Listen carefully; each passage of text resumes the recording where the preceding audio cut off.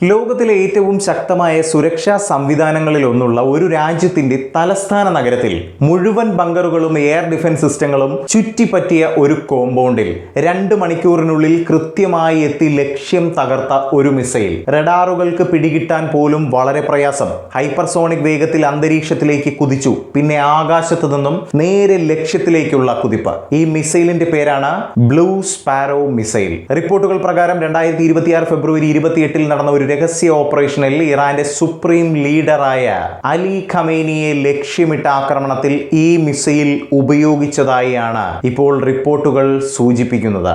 ഈ ഓപ്പറേഷന്റെ പേരാണ് operation EPIC fury. വാർത്ത ഞാൻ വിശദമാക്കാം. Let's check in detail. Welcome to the point. 2026 ഫെബ്രുവരി 28 രാവിലെ 7:30 ഇസ്രായേൽ യുദ്ധവിമാനങ്ങൾ, പ്രധാനമായും F-15 ഈഗിളും മറ്റ് F-35 ലൈറ്റ്നിംഗ് 2ഉം ആകാശത്തിലേക്ക് പറന്നുയരുന്നു. അവയിൽ നിന്ന് വിക്ഷേപിച്ച മിസൈൽ ഏകദേശം 2 മണിക്കൂറിനുള്ളിൽ ടെഹ്റാനിലെ ഒരു ശക്തമായ സുരക്ഷയുള്ള കോമ്പൗണ്ടിൽ പതിക്കുന്നു. ലക്ഷ്യം ഇറാന്റെ സുപ്രീം ലീഡർ അലി ഖമേനി. റിപ്പോർട്ടുകൾ പ്രകാരം രാവിലെ 9:40 ആക്രമണം നടന്നു. ഈ ആക്രമണത്തിൽ മറ്റു ചില പ്രധാന ഇറാനിയൻ സൈനിക നേതാക്കൾക്കും ജീവൻ നഷ്ടപ്പെട്ടതായി റിപ്പോർട്ടുണ്ട്. ഇത് അമേരിക്കയും ഇസ്രായേലും ചേർന്ന് നടത്തിയ ഒരു സംയുക്ത ഓപ്പറേഷൻ ആയിരുന്നു. അമേരിക്ക ഈ ഓപ്പറേഷനെ ഓപ്പറേഷൻ എപ്പിക് ഫ്യൂറി എന്നാണ് വിളിച്ചത്. ഇസ്രായേൽ ഇതിനെ റോറിംഗ് ലയൺ എന്ന കോഡ് നാമത്തിലാണ് നടത്തിയതെന്ന് റിപ്പോർട്ടുകൾ പറയുന്നു. ഈ മുഴുവൻ ഓപ്പറേഷനിൽ ഏറ്റവും കൂടുതൽ ശ്രദ്ധ നേടിയത് ബ്ലൂ സ്പാരോയാണ്.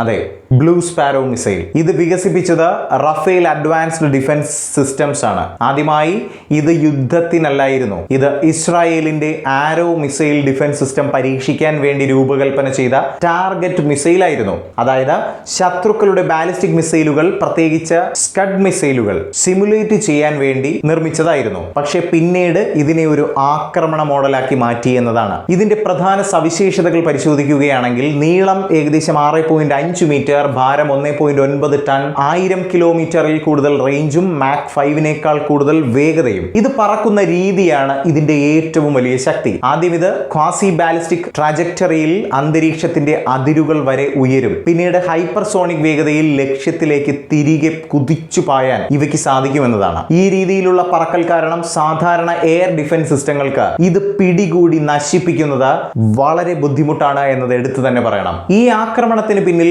വർഷങ്ങളോളം നീണ്ട ഇന്റലിജൻസ് പ്രവർത്തനമുണ്ടായിരുന്നു. ഇസ്രായേലിന്റെ പ്രശസ്ത സിഗ്നൽ ഇന്റലിജൻസ് യൂണിറ്റ് 8200 കഴിഞ്ഞ പല വർഷങ്ങളായി അലി ഖമേനിയുടെ നീക്കങ്ങൾ നിരീക്ഷിച്ചു കൊണ്ടിരിക്കുകയായിരുന്നു. ഒരു പ്രത്യേക ദിവസം അദ്ദേഹത്തിന് ബങ്കറിന് പുറത്ത് ഒരു മീറ്റിംഗിനെത്തിയ സമയത്ത് ആക്രമണ സമയക്രമം മാറ്റി. അതിനു പിന്നാലെ നടത്തിയ മിസൈൽ ആക്രമണമാണ് ഈ operation. 2026 March 1 Iranian state media അദ്ദേഹത്തിന്റെ മരണത്തെ സ്ഥിരീകരിക്കുകയും ചെയ്തു. ഇതിന് പിന്നാലെ ഇറാനിൽ 40 ദിവസത്തെ ദേശീയ ദുഃഖാചരണമാണ് പ്രഖ്യാപിച്ചത്. ഇവിടെ ഒരു പ്രധാന കാര്യമാണ് ഇന്ത്യയുമായി ബന്ധപ്പെട്ട് നിൽക്കുന്നത്. ഇന്ത്യയും ഇതേ കുടുംബത്തിൽപ്പെട്ട മിസൈൽ ടെക്നോളജി സ്വീകരിച്ചു കൊണ്ടിരിക്കുകയാണ്. അതെ, റോക്സ് മിസൈൽ. ഇതിനെ ക്രിസ്റ്റൽ മെയ്സ് 2 എന്നും വിളിക്കുന്നു. 2024 ഏപ്രിലിൽ ഇന്ത്യൻ എയർഫോഴ്സ് ഈ മിസൈൽ വിജയകരമായി പരീക്ഷിച്ചു എന്നതും നമുക്ക് അഭിമാനത്തോടെ എടുത്തു പറയാവുന്ന ഒരു വസ്തുതയാണ്. പരീക്ഷണം നടന്നത് ആൻഡമാൻ ആൻഡ് നിക്കോബാർ ഐലൻഡ്സിന് സമീപത്താണ്. വിക്ഷേപിച്ചത് സുഖോയ് Su-30